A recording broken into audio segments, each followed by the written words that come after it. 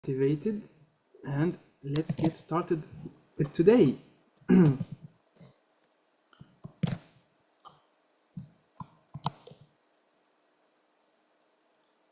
Today we have luckily we have a lighter agenda than the usual. We will really take our times to ask questions, to interact, hopefully to have enough space also for the breakout room.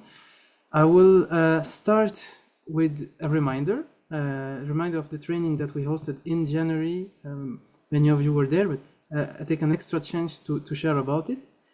Then I'm going to give the floor to Harry and Mirte to share about the focus group and the participatory activities for the next month on this topic.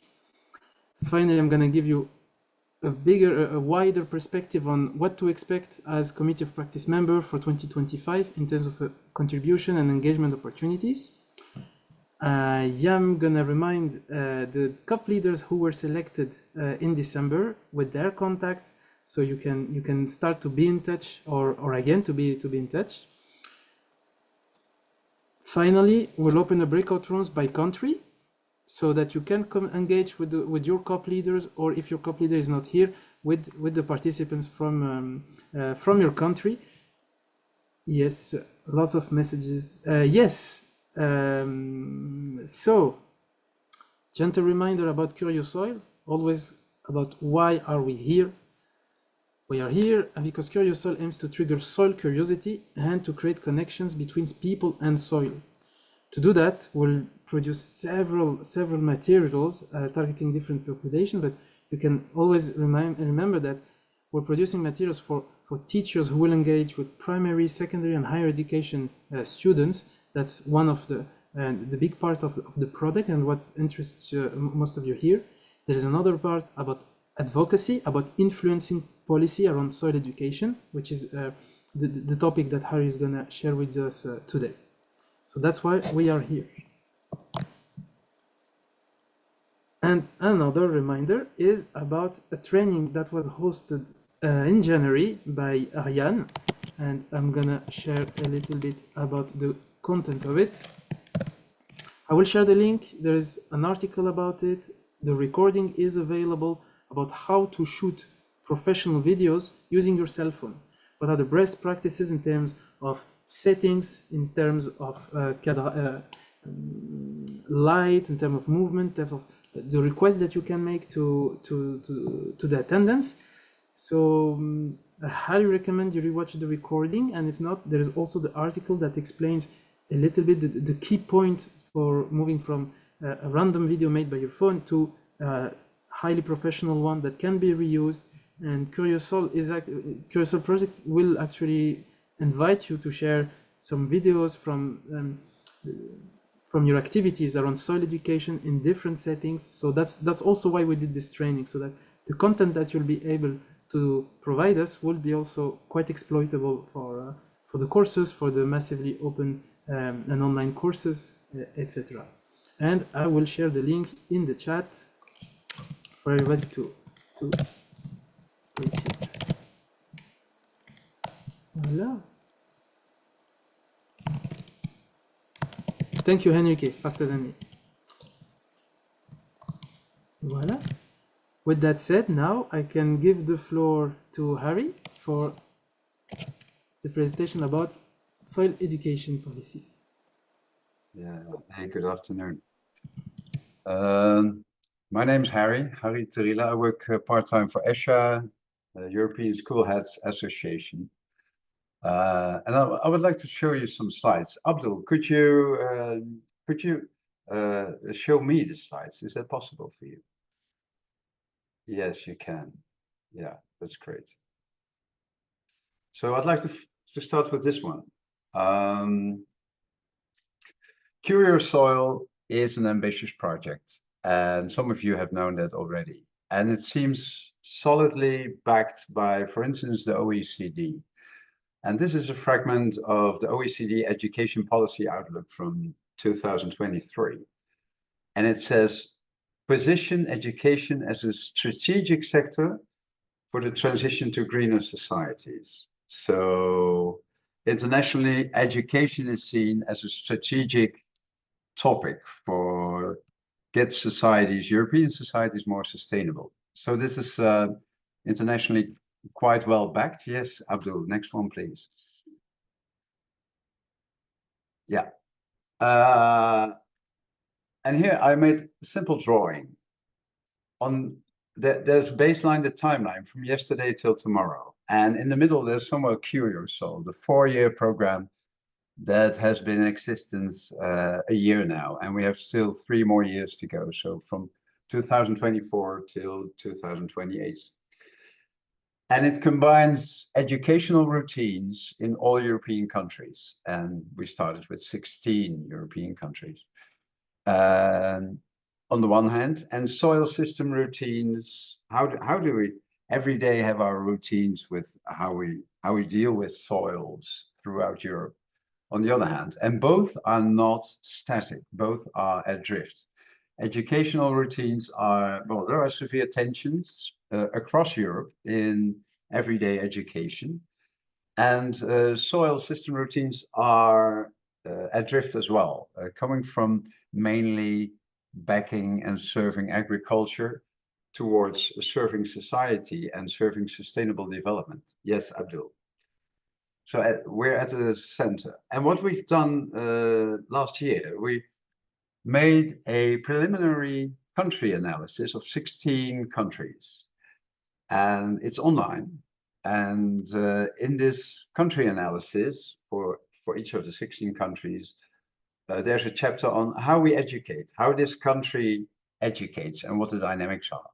And to what extent soil health is embedded at all education levels in this country. And what the dynamics are there. And thirdly, what are the country's narrative? What's the history in this country of this topic? Were there heroes in the past? Have we got some scars, some clashes in the past, some disappointments? Because the historic narrative is influential on what a country can do towards the future, the path it can walk on this topic towards the future. Each country is different there. And the next chapter in a country's analysis is, oops, sorry. What about the plans if you combine them and if you put them next to reality? Is there a big, are they aligned? Or is there a big discrepancy between the plans of soil health routines for the future and reality?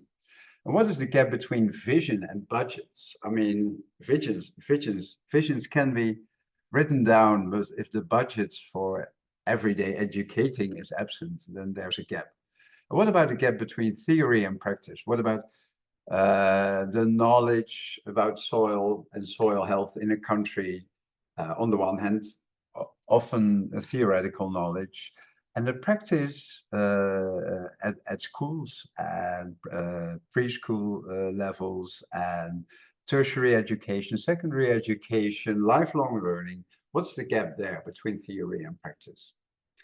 And the next one is per country. What are promising practices? What are best practices? And which are the networks which are influential when it comes to soil health education? And then there's a small chapter about policy recommendation. It seems small, but it's crucial for our outcome in 2028. What for this country are already, or what is the analysis bring up for this country policy recommendation when it comes to soil health education? Well, all these 16 preliminary country analyses are partly done manually and partly done by AI. And next slide, please. And now we come to you, communities of practice in each of the 16 countries. And our first question to you is, okay, we have these 16 preliminary analyses. Please help us check your country's chapter. The text there, is it true? The analysis, is it well balanced? Is something missing? Is something getting too much attention? So we ask from each country's community of practice to go through their chapter, their country's chapter, and well, discuss, do we agree on this preliminary text? What do we think of this? So that's our first question to you. Abdul, yeah, next one, please.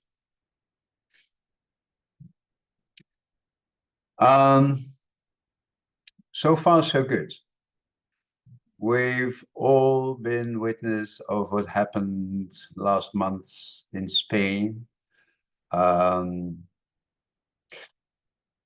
there was somebody from Wageningen Wageningen University and Research. He said, nothing can withstand the rainfall in Spain. However, adaptation in land use would help.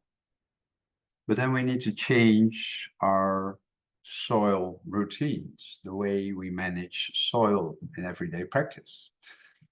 And not everybody will go along with this. Okay, experiments are usually fine when it comes to societal change, but once you start to scale change, then resistance can be expected. Yeah, Abdul, next one, please. Here are 4 pictures of different situations where people deeply oppose societal change, and they were all concerning sustainability. And we expect that on the one hand, people will say, once we start to educate soil health throughout Europe, hey, these soil literacy lessons have been fabulous. Thank you so much for teaching us. And on the other hand, we expect something at your teacher's desk next morning, something like, have you yesterday actually been telling my daughter that for 80 years, both us and our grandparents have done things miserably? I mean, are you actually saying that we mistreated our soils during the last few generations? And we expect a mix of appraisal and a mix of resistance in society once we scale up soil health education. Yeah, next one, Abdul. So our second question to you would be, for each country, we search 3 people, and those 3 will be called the so-called focus group for that country. So in each country, 3 people, and ideally being someone from education, someone from policy making, someone from soil health knowledge. Together they make 3 people. Can be 4, can be 2, but we think of 3. And take some time together and reflect more deeply on this country's soil education policy interventions. What do we expect? How do we expect society to react when it comes to scaling up our policy recommendations? So we ask you already, are you willing to help us with these focus groups? Will you play that role for us? The focus groups will start 6 March, so that's this week, with the first gathering online from 3 o'clock in the afternoon. Very short one. If you think, hey, I would like to do that. I would like to play this reflection role, this discussion, this going a bit deeper, reflecting on what will happen in my country once we scale these things up. Then please go to Abdul and well, Abdul, by the way, how can people say to you that they want to attend these focus groups? Yes, so I just pasted into the chat a registration form about that specific event where you can register, express your interest, and you will be invited there. And if there is any issue, most of you have my email through the different communication. Let us know, and you will join for, again, as Harry said, a very short onboarding meeting to get things started for this focus group. Okay, and do you know, Abdul, how often these focus groups will be meeting during the next 3 years? It depends how efficient they are. The most efficient, the less meeting there will be, and the more time and discussion there will be for complex policy, education policy, then the longer it will get. I cannot commit now. Okay, will they be active every week, every other week, or what kind of frequency do you have in mind, Yes, roughly? something like that. Maybe every other week to focus on each country and to analyze what has been written here, to make a review. So if if the reviewed analysis is fitting, is correct, it will go very fast. If there are a lot of things to discuss or to nuance, then we'll have a bit more discussion to have. Yeah. Oh, great. Thank you. Next one, please. Then I come to a different chapter, and the chapter is you yourself and your private character and your reflexes during times of change. And this comes from societal transition thinking. Basically, every individual is different when it comes to their reflexes when change is due, when societal change is due. And some people strongly are against change and they actually feel betrayed. Others, they strongly support change, but they feel lonesome because they're ahead of the troops. And what they see, the others don't see or don't want to see yet. So they feel lonesome. And there's a third category, and you might characterize them by maximizing benefits from old routines. Okay, they know that old routines won't be sustained and will change. And they're talented for maximizing benefits from these old routines just before they kind of implode or are dismantled. And there's a fourth category of people that say, hey, I can help dismantling old routines very well. That's my nature. I can go to court if people attack the change. And I do that quite efficiently and quite motivated. And then there's a last category of people. And well, actually, they understand all of these positions. They understand all of these four. And together they are society. And together it's a mixture, a bunch of flowers reacting once change is due and once we start to change the way we treat our soils. Yeah, next slide, please. And here I have a scheme, and it's on societal transition, deep change in society that goes quite fast and quite deep. So after a long period, sometimes centuries, there's one way of doing a job within a sector. For instance, the way we deliver energy, or the way we do agriculture, or the way we pay others with our money system. After centuries, there's one version of the societal systems that kind of scales. And when it scales, it's a period of singular truth. There's not much diversity in the ways of paying or the ways of health care or the way. It's a relatively singular truth period. And then it scales up in a society, and then it comes to its ceiling, and society doesn't want it to go further, or there are circumstances why it won't grow further. And then it needs to get to a different path, different routines in paying, in doing agriculture, in energy supply. But it doesn't go from the left mountain to the right mountain without any diffusion or confusion.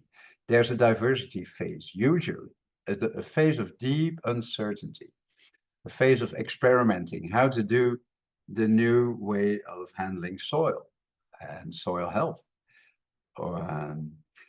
And in the meantime, everything is confused. Everybody is confused. And our question to you will be, how do you contribute to growth curves, to these curves? Next slide, please, Abdul. Are you personally an optimizing nature? That means you know history very well of the system and the way the system handled the topic. And once changes you kind of defend the old system and do not want to disrupt too much, but you want to optimize, you want to adapt. Are you the optimizing nature? Or are you rather an explorative nature? Is your reflex more explorative, feed forward controlled? Okay, you dream about innovation, and once innovation comes up, you get enthusiastic by nature. You must be somewhere on this line, probably. By the way, these lines of thinking are from a Dutch psychiatrist, and he has worked in the US for quite a long time. His name is Peter Robertson, but he is Dutch. Yeah, next slide, please. And he makes a difference between people-attached people and matter-attached people as well. So he says when change comes up, when society or innovation comes up, when societal transition comes up, there are people who, most people try to re-find an anchor, re-find certainty. And people do that differently.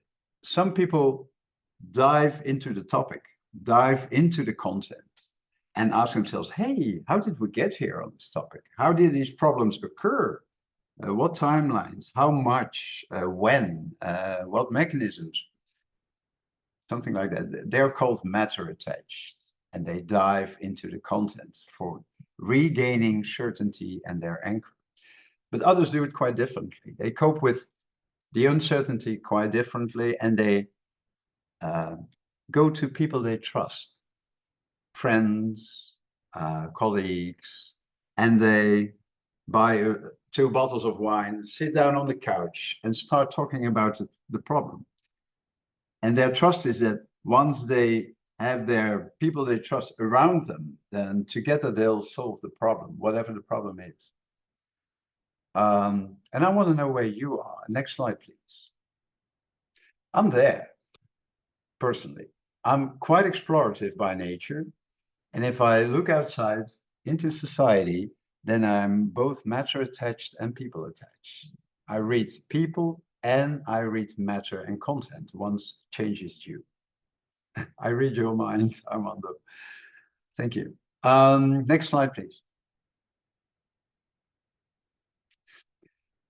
And here is the graph of 2 slides ago. And there's a singular truth past, and there's the confusion phase in the middle, and there will be the next path, probably emerging from the diversity phase.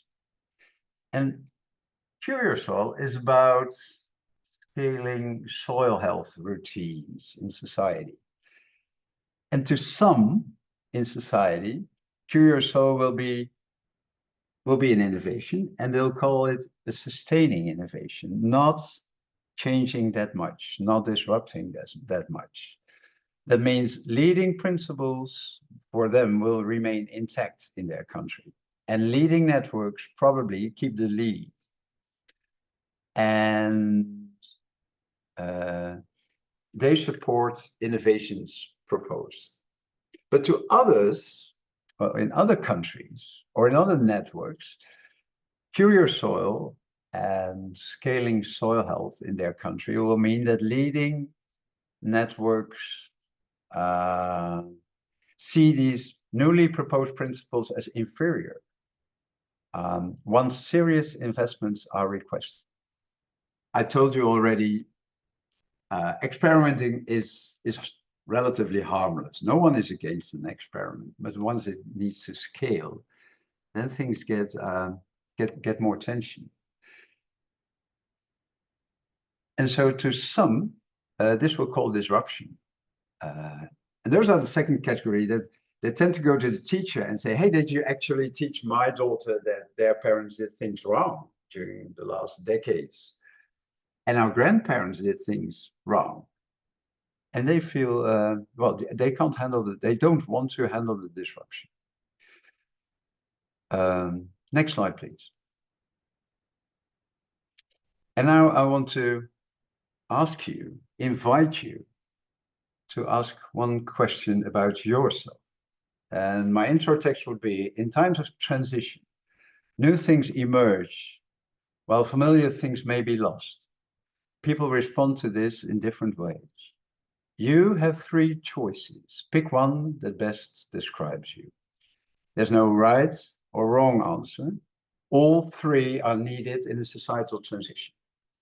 It is the dialogue between the 2 perspectives that helps a transition run more smoothly in society. It ensures that more viewpoints are considered in decision making. So our question about yourself is, What kind of person are you? Do you like to be? Yeah, thank you. Do you like to be at the forefront of innovations? Or are you more a guardian of things that must not be lost in times of change? Or do you have a good overview and understand what everyone actually is doing? Tick the option that you feel most connected to. There's not a best or worst answer. We need all these characters during times of change. Okay, the choice is yours.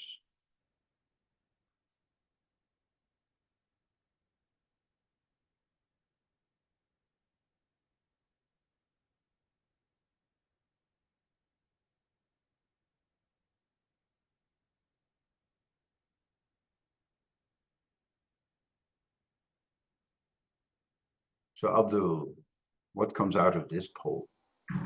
I'm waiting a little bit. We have almost 80% participation. Good.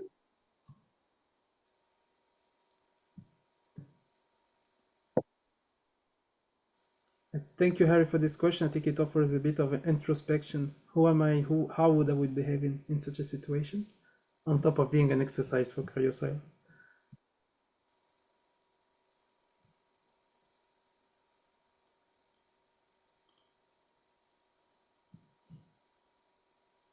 So the outcome is 19% says A, I truly love innovation and I bring it closer as quickly as possible. Excuse me.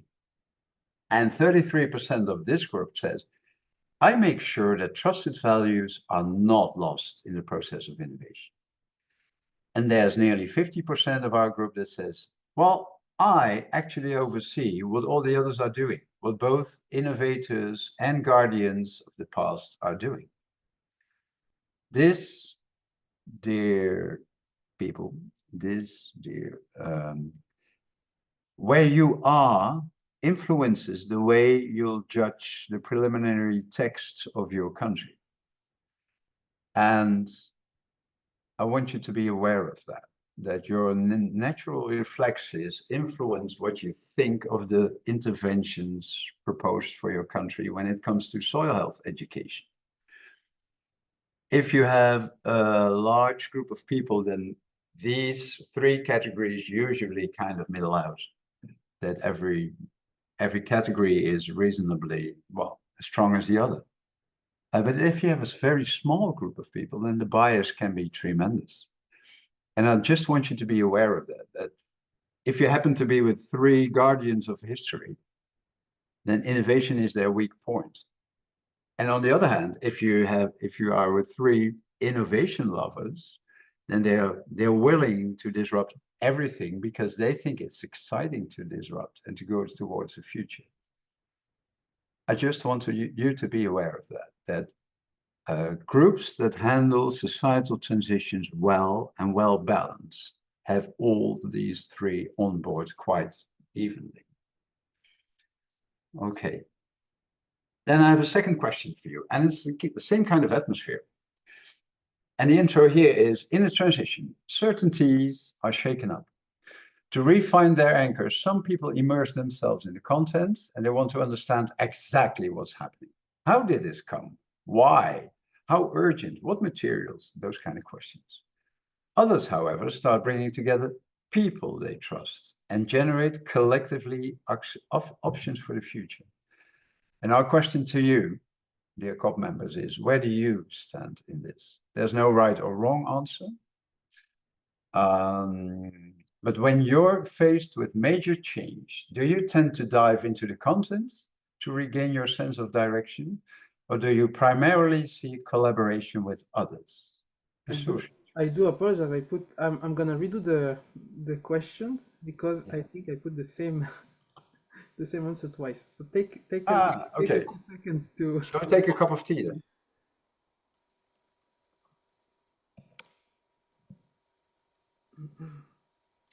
And remember, there's no right or wrong answer. During societal transitions, you need both. You need social mechanisms to change and social networks to change and content to change.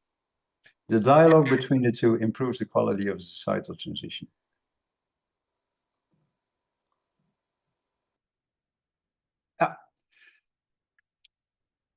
Do you tend to dive into the content to regain your sense of direction, or do you primarily seek collaboration with others? You need to choose one of the two.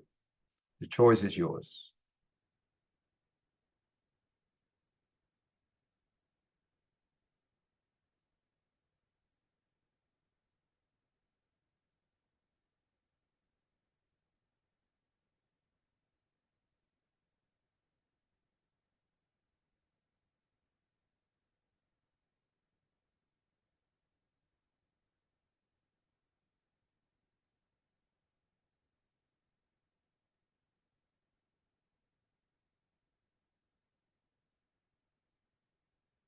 Okay, thank you.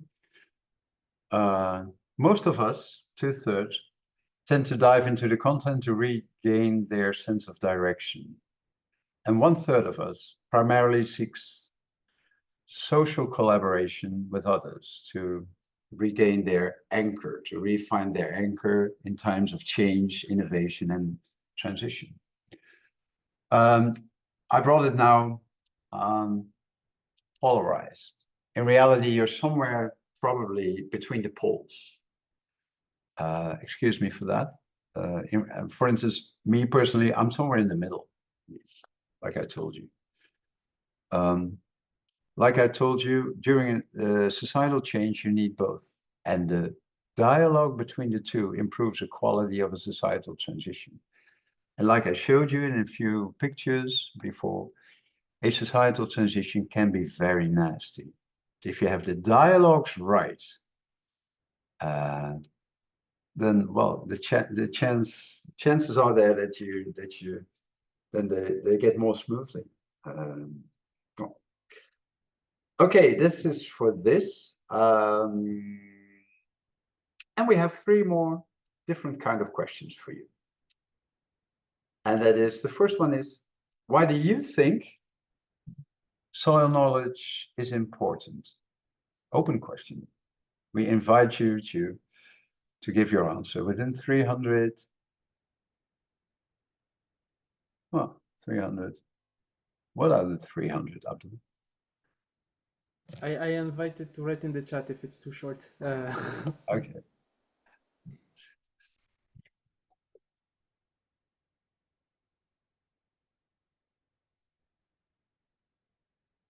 Yes, feel free to write in the chat directly for this question.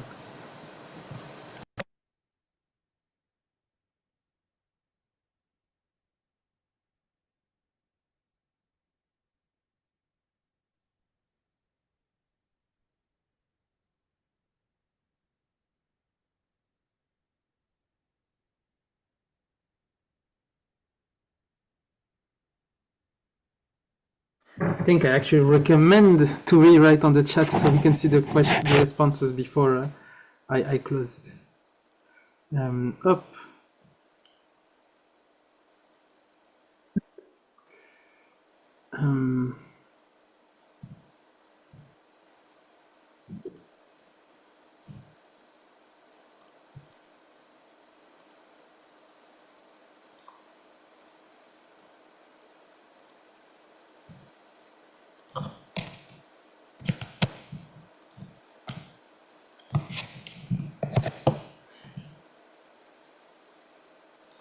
This was the live effect, so I recommend if you can write it on the chat because I cannot recover them from the poll somehow.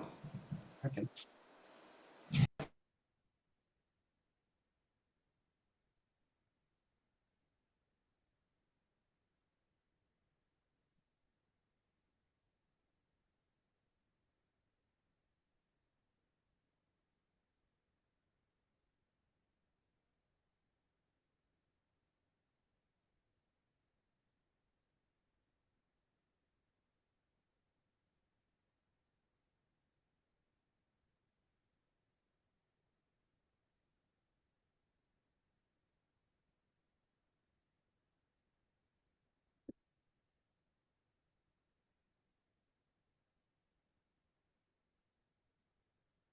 Several sharing around life, that soil is life, it's the foundation for life. The biggest, yeah, it influences every area of our everyday life, correctly, Sonia? So a report about health, that healthy soils mean healthy biodiversity, healthy lifestyle, healthy humans also.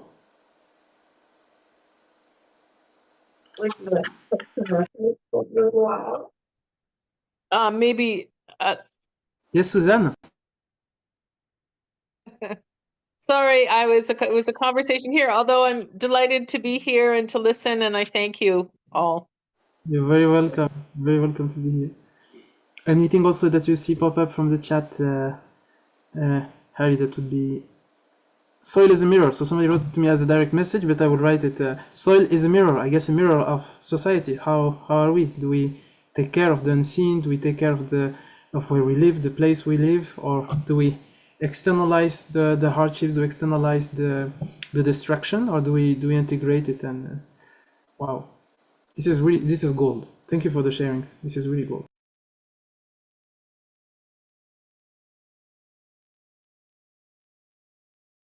If you want to go to the answers, please be my guest.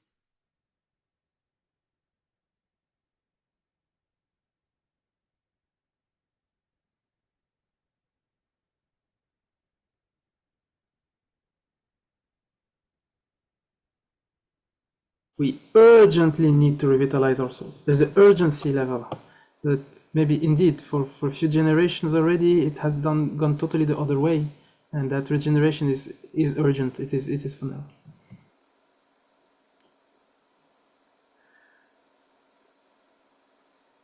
Of course, Ruth, I will try to harvest them and give them into the summary of the meeting. So the voice you're bringing here will be shared after that anonymously. I'll just put the main ideas.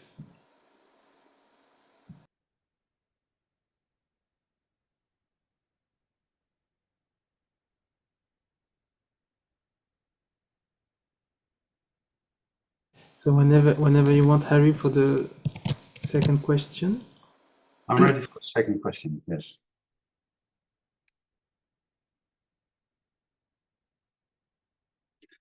And our second question to you would be, do you think, should we integrate soil into the already overflowing school curricula? Or shouldn't we?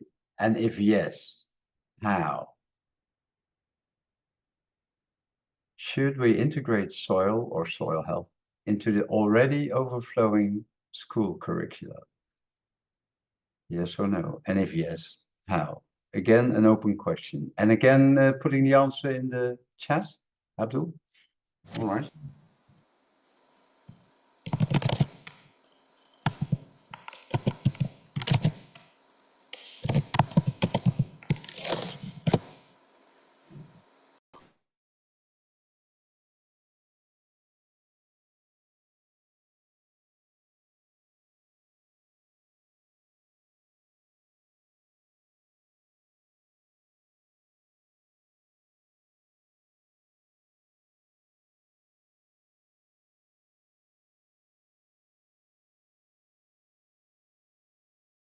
I love your ambition, Alice. Soil health can structure the entire curriculum, having something concrete surrounding us to study.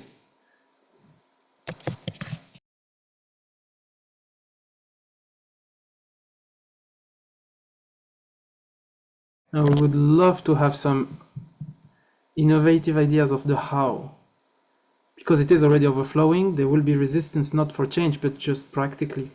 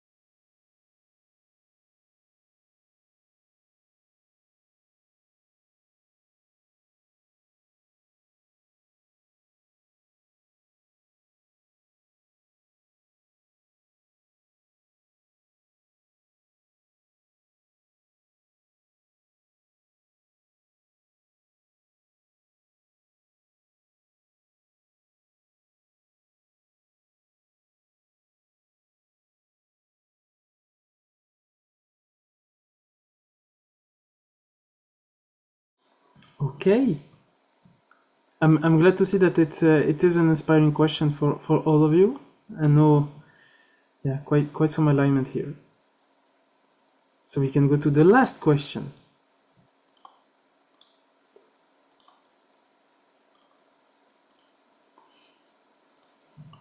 The last question is, what do you regard as major obstacles to integrating soil or soil health into educational curricula? There's only one choice. So what do you regard as major obstacles to integrate soil or soil health into education curricula?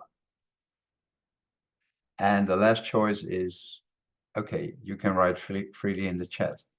Is this okay with you, Abdul, with your problems or not? It's fine. It's fine. Okay.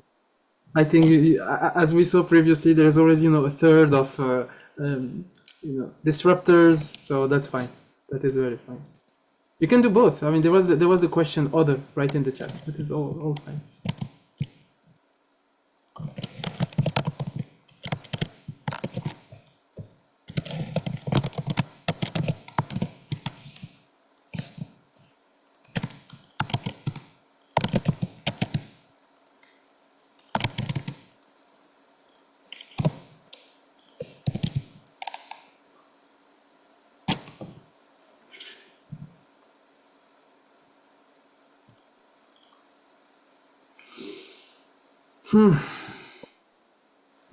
So this is nice.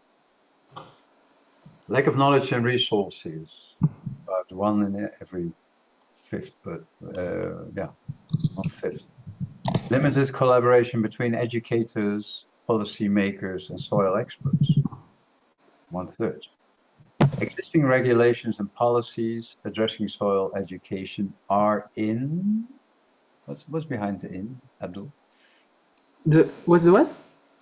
The third one. What's existing regulations and policies addressing soil education are inadequate. Inadequate. Thank you so much. 15%, nearly 15. One quarter says, hey, there are insufficient teacher training and awarenesses. And well, actually a very, very low part of us thinks that there's a very low student interest, and low student interest is a major obstacle. It's only 3%. And I'm interested why they think so, because this can mean there's a minority in our group that sees things that the others don't see. And others write in the chat. All right. So there's somebody says, hey, all answers are part of the truth. They contain part of the truth. So don't force us into choosing only one. Thank you so much. Soil is just invisible. Yeah. And the theory side, definitely knowledge. Curriculum is set. They don't have time to add new information or lack knowledge to inform. Yes. Yes. Partnerships with experts, farmers, others, gardening together is powerful and fun.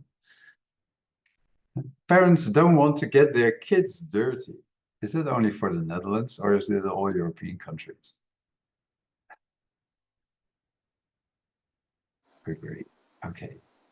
Okay, Abdul, the floor is yours. Thank you so much for your answers, ideas, reflections. The floor is yours, Abdul. Thank you, and hopefully we can shift also this connection about getting the hands dirty. So thank you, Harry, for this introduction. I think you really guided us through why are we doing this, why are we working to shift soil education policy, because it is one of the barriers that has been identified, and it takes some work to prepare. And I hope if this session now has interested you, and if you're eager to dive into the analysis of your country, then I invite you to register here to this session that's going to be in 3 days. It's going to be very short. It's really going to kick things off, to measure how many people we have per country that are interested to review the work that has been done, and give us feedback there. Voila. A lot of the work that has been done are from national, and then for some countries we did it ourselves with the translation, so that's why having community of practice members present in the country and taking a look at it to challenge our analysis is key before it goes further, because this is the foundation of the work we're going to do to influence soil education policy. Voila. I would like to give the floor if there's any question, either from the chat or you can take your mic about this initiative.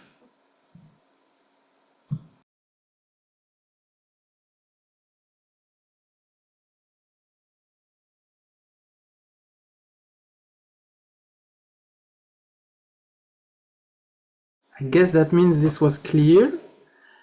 If you are eager to participate, to contribute to this initiative, but not available on the 6th, you can also let us know and see how we can do that also in asynchronous. There shouldn't be much meeting. It's really about taking a look at what has been written and analyzed and give us feedback and discussing on any tension point or misunderstanding. Voila. We will be mindful for your time. And this kicks off the first engagement opportunity for COP members this year. Yes, Joanna, I will post the link again.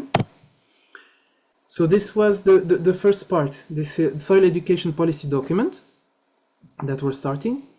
After that, to give a bit of a room, we'll invite you to contribute on the primary education and general public questionnaire. It will be in English. This document is to assess what is the level of soil literacy across Europe for different populations. Some of you have heard of it already in the COP meeting of December, where we shared the different dimensions of soil literacy that we want to target. And so we will provide that by the end of March. With that, because this is a research project, we will also provide a whole package of parents' consent form, research protocol of how is the data being processed, which will have the right approvals, so you can engage with different schools, and also templates on how can you address schools, school heads, teachers to use these materials and to get it spread. So I think so it will be one of the first dissemination effort, one of the first measurement effort of CURIOSOIL. So this part will be general to give feedback on this questionnaire. After that, later in April, we will ask for proofreading for the translation. We'll do automatic translation and invite you to review it and hopefully send it and start to use it before the summer.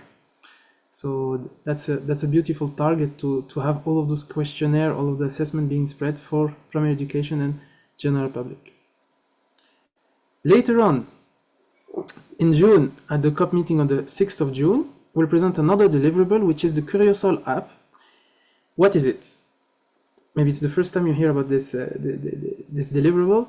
It will be a virtual tour of the World Soil Museum, and you will have access to different types of soil, different quizzes, different information to engage important topics in a really pedagogic and engaging way. So this will be presented in June in English, and likewise we will present it to you, gather feedback before getting into the translation and having a translation reviewed in September or October. Finally, so this is a massive teasing for the end of the year, we're developing the massive open online courses for schools and for higher education, and we hope to deliver them to you by the end of the year, again in English, for feedback, for review, before tackling the translation and the dissemination. So this is pretty much the rhythm of how the COP will work. There will be a deliverable in English that you are invited to give feedback before we validate it and start the translation and dissemination. Voila. And you don't need to contribute on all of it. Feel where you have your interest, where you have your expertise, and as long as we have a few participants per country per deliverable, all is well. All is well. Is there any question for those engagement opportunities? And yes, Alice, the app, everything that we develop or we produce is open source, is available to be reused. And who should they turn to if somebody has questions, Abdul? For now, for me, you can reach out to me. I do realize I haven't put the email contacts of each lead of those tasks, so it's on me. For the next time, I will put you with the thank you email with the summary. I will give you the contacts of who you could inquire on those topics. And what's the role of the COP leaders then? The COP leaders will be critical to help us when we have very few participants from countries to spread it again, try to get engagement on those topics, and especially to coordinate the translations, because for the translation we will have different documents, so there a bit of coordination would be key, and the COP leaders will be the main point of contact for that.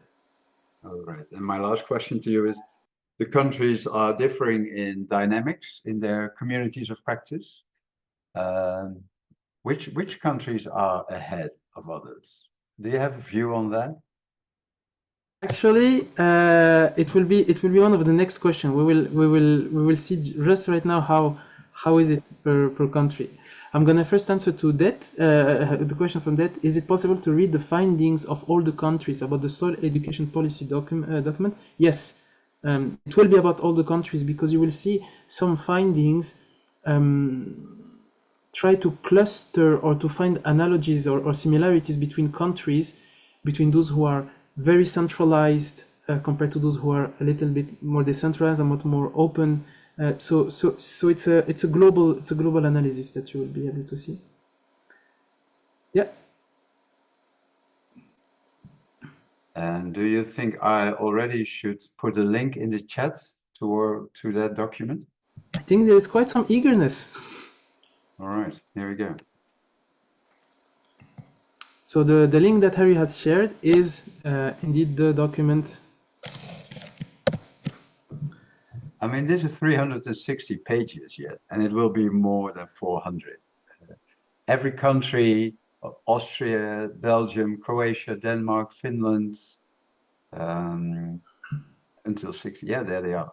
Austria, Belgium, Croatia, Denmark, Finland, France, Germany, Italy, the Netherlands, Norway, Portugal, Romania, Slovenia, Spain, Switzerland, and Ukraine. They all have their chapter. And some chapters are shorter and others are longer, larger. Please be our guests to check your country's chapter, and you're totally free to graze through other chapters. And it's not yet finished. It's you'll find parts of the report that are still deliberative or in another color or too much text. So it's really a working document. And by the 33rd of July of this year, we freeze the text for this version for approval by the EU. But there will be a living document version going on for the next few years, and perhaps even for the next few decades. But we're not sure about that, because our project will stop in 3 years. But the topic will not stop in 3 years, but will probably take years and decades. And therefore, I would vote for somebody somewhere coordinating every year's update of this country analysis document on the one hand, and the European overall narrative on the other hand.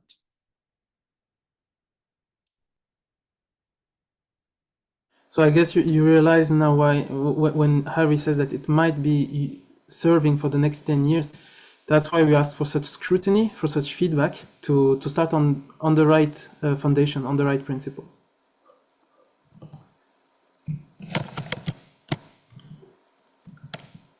Okay.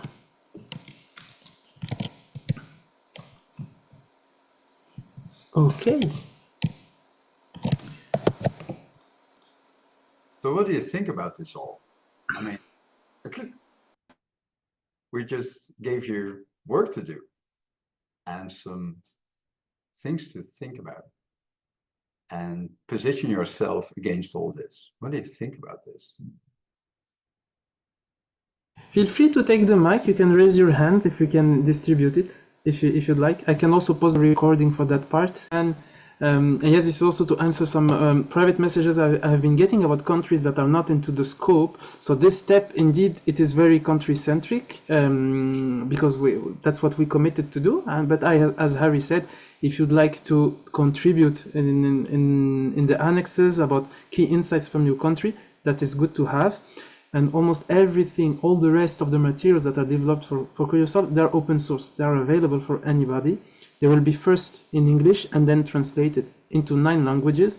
And you are free to pilot them, and you're very welcome to give us the feedback that you get, because the final aim is to get in good quality of deliverables that can be used. So, voila. So regardless of your country, you can use those materials, you can give us feedback. But our effort, we will commit also to make sure that in Italy, in Portugal, in Spain, etc., that they are being piloted in school, in educational settings, where we have an impact on policy, because we will influence soil education policies at EU level. So that is the main reason. Voilà. Now, I take the chance to ask, what countries do we have here? And here I've put mainly the CurioSoil countries.